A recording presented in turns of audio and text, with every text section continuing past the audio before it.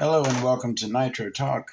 We have a interesting episode today in that we have a surprise for me. I do not know what is in this box. I'll get to that in a second. Please, if you are into Nitro engines and anything related to them, please like and subscribe. I have tons more really cool stuff coming, tons of information. Everything I've learned over the last 20 years, I will be imparting onto this channel. For right now, though, let's take a peek in here. I do not know what's in this box. I know that it is not a Pico. I know that. I had gotten this box, and I like keeping my engines in boxes. So an engine that I didn't have a box for, I would normally put in if I had a spare engine box. So I was looking for something else, and I dig down, and I see this Pico box here, and I'm like, okay, what engine did I put in there? I could not for the life of me remember with what engine I had put in here. And I've really been racking. I have no clue what is inside this box. So we're going to find out. I'm pretty sure that once I open it and see it, I'll remember the engine. So without further ado, can I lower this a little bit so I can see how's you still can see good? Oh yeah, you can see good. All right, we got our close-up system going. All right, let's go ahead and see what is in here. How y'all doing? Good to hear. Like I said, to like and subscribe. Comment any questions, comments. I'd love to hear from you. It is, okay. All right, I remember getting this now. This is the Dynamite Platinum 21XP engine made by SH. As you can clearly see by the 21C, that is your giveaway that you're looking at an SH engine. My framing. So this is the Dynamite Platinum 21XP. This is a 9-port. They also had the Dynamite Platinum 21XP V2, which was a 7-port. Those were both made by SH. And then the final engine of the Dynamite Platinum 21 series was the 21XPE, the Euro edition, and that was a 5-port engine, and it was made by Alpha. It was an Alpha-based engine.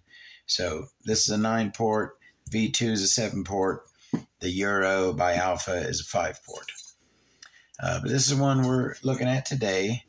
For like the last couple years, I kind of had taken a hiatus from I didn't have my workshop set up. So I had my buggies and I did some running, but it was just, I had a couple new engines. It's all ran. So I didn't really do any rebuilding or anything. But I don't remember what I paid for this, but I'm certain that I got a really good deal because I certainly was not in the engine buying mode, but it had to have been a deal too good to pass up, and so I snagged it. Just on quick glance before we get inside, that crank looks really good. You can see a little bit of, where in the heck am I at? You can see a little bit of witness mark from the bearing, but not much at all. I mean, that crank looks pretty good. I would say under a gallon on this engine just by looking at the crank. We'll see when we get into it. All right, we got the head off. Let's go ahead and pull that carburetor. Now, I just noticed that this carburetor has a pretty sizable 8.5 millimeter Venturi. That's a pretty large Venturi, especially for a 21 off-road buggy engine, as this is. That's a lot of power. Now, these backplate screws, these particular ones, come on a lot of these lower end SH, not the lower end and mid level, let's say, which I would call this a mid level, SHs, have these backplate screws, and I do not like them. I hate them, actually. They're very shallow. The tool doesn't go very far into it. So therefore, they're very easy to strip, and that's never good. So there's the back plate screws. And now I know absolutely for sure that this is not an interference back plate, but I will still, just because, it's always do the same thing every time, the right way. And we'll take our back plate off, and then we'll lower that piston back down and pull our sleeve out. It looks like it's ready to hop right on out of there, so it shouldn't be hard, and it wasn't. And we'll take our piston out, and this thing's coming apart easy as pie. Oh, yeah. So that was pretty easy. So there's our parts of our 21 XP Dynamite Platinum engine by SH by Minin. So let's go ahead and take a peek ski at that crankcase. We got our close-up going. How's it look? Nice D on that side, and then your classic 21C. We know the 28C, and I actually have a 25C. That's kind of a rare engine that's coming up. Looks like we got, is that a steel pinch bolt in there? Maybe aluminum, but kind of looks like steel. We have an unmarked front bearing that I just wiped a bunch of oil off of, but totally unmarked. Where in the heck am I at? On the front bearing. Rear bearing, steel. Doesn't look like anything special. Just kind of a standard rear bearing. I like how the inside of this crankcase is painted. You see that inside there? The inside of that crankcase, and then it's cut away so it kind of contrasts. That looks really cool in there. How it's black painted inside. That's really cool. I like it. Now that pinch bolt is just falling right on out of there, isn't it? Yeah, that's definitely a steel one. And no O-ring on the pinch bolt while we're discussing it. And that's pretty much it for the black crankcase with cut out D on one side, 21 on the other. Looks good. Nothing wrong with it. Let's go to that carburetor. I had mentioned that 8.5 millimeter Venturi, which, like I said, is pretty good size. Now, I'm assuming this is probably a 9 millimeter carb. They're usually not in half increments like that, the carb throat itself. So it's probably an 8.5 millimeter Venturi on a 9 millimeter carb with what feels like aluminum body. It's not composite, although it's different cuts, black and silver. It's two-tone, but it's all metal. It's not composite. And it is a 3-needle carb. It has a nice wide slotted third needle there. And it does have a thermal insulator on it as well there. That's for the carburetor.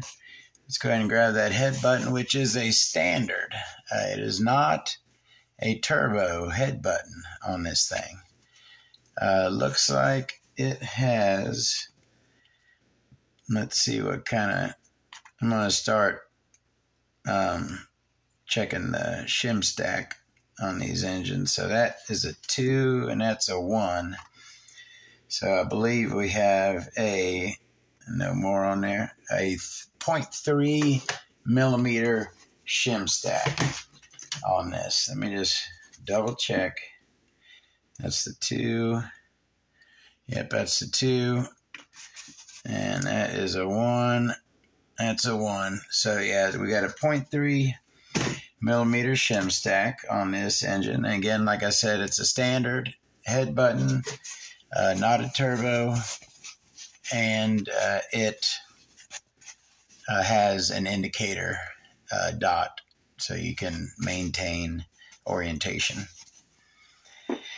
All right, let's go ahead and look at that head. Now, while we're looking at this head, okay, Dynamite Platinum 21 XP, let's go ahead and take these bolts out of it.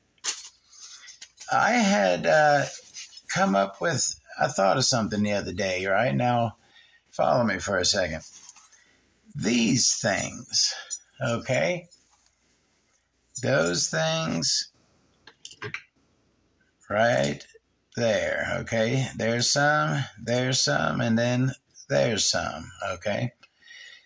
I was looking at an engine and it did not have any of those. It was just all the same color, right? If it was blue like this, it would be all blue. No aluminum shining through like this is. So I was comparing it with a motor with an engine, the cooling head that did have them, and I'm like, well, what do you call these things? And so I came up with a name for these things. I think it's a real good name. So I would like to hereby dub these shine cuts. These are shine cuts. So this engine has some pretty cool, it's got a pretty cool shine cut setup. It's got the one row here, but none on the bottom. And then you come over here, you got up top with 2 on the bottom. Kind of unique, cool shine cut setup on this cooling head. And 21 XP. Not very countersunk. Really, I don't even think it right at the cooling head is the depth that it is countersunk. The head button, that depth. Now that back plate, we've looked at that back plate over and over again. We know that classic SH bump start back plate comes on a ton of engines. Tried and true, has an O-ring bumped up against the end. And, never had any issues with it. Just a standard SH back plate bump start. All right, so this does have a filled crank, as you can see, and it is filled pretty nicely, maybe a touch low. Usually, if I have an issue with a filling, it's overfilled, but this one actually looks like it may be just a smidge low, but we do have our triple cuts in it, and it is opened up. We have our traditional, I should come up with that looks like a shark fin. That's the shark fin cut on the leading edge. That's a standard cut right there. A lot of cranks have that, cut looks just like that. That's the shark fin, I think. That's a good name for that one. And then on the trailing edge, you do have a little bit of removal there on the trailing edge. Did I have that to where y'all can see it? It looks like it'd be a 13 millimeter crank is what it looks like. Am I right? Let's see. It is a 14.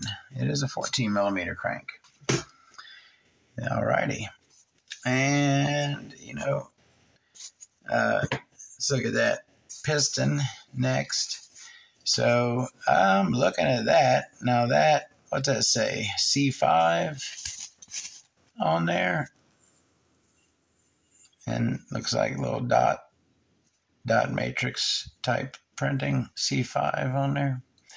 But it looks to be in pretty good condition. Kind of matches the crank as far as, looking like it doesn't have a whole lot of wear on it.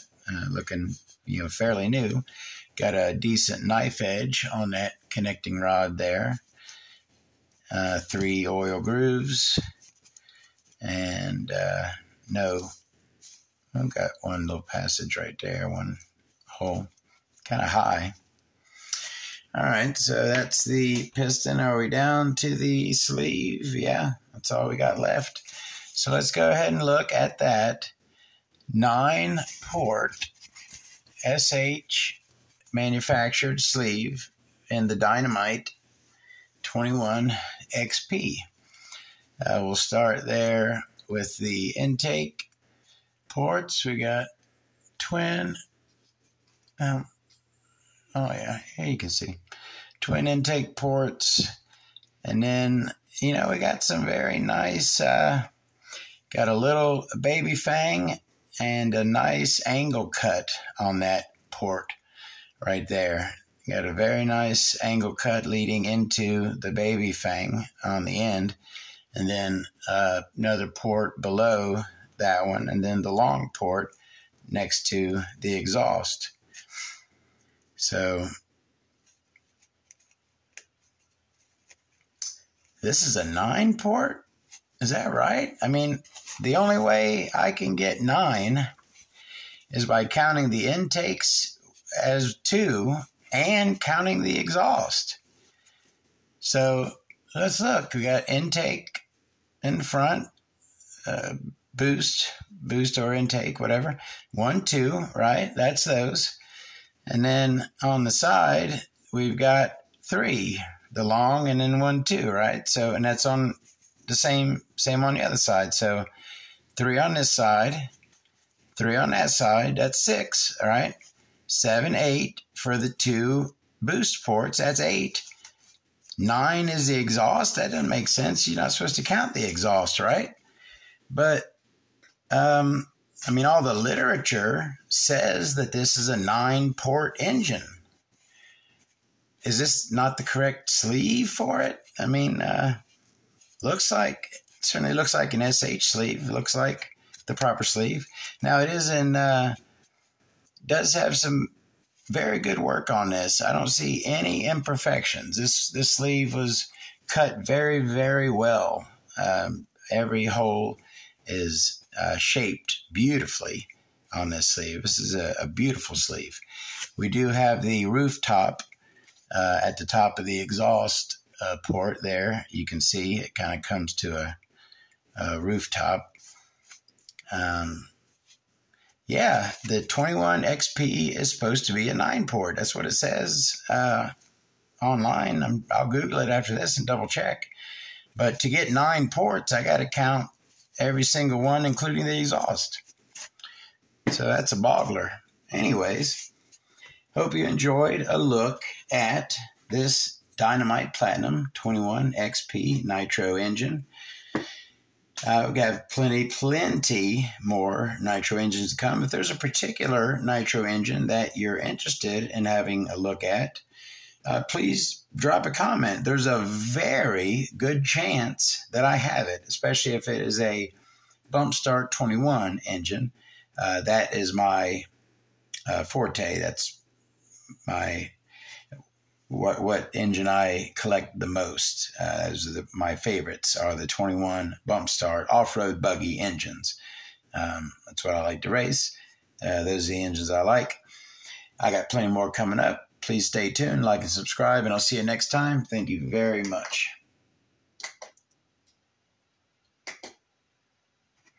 And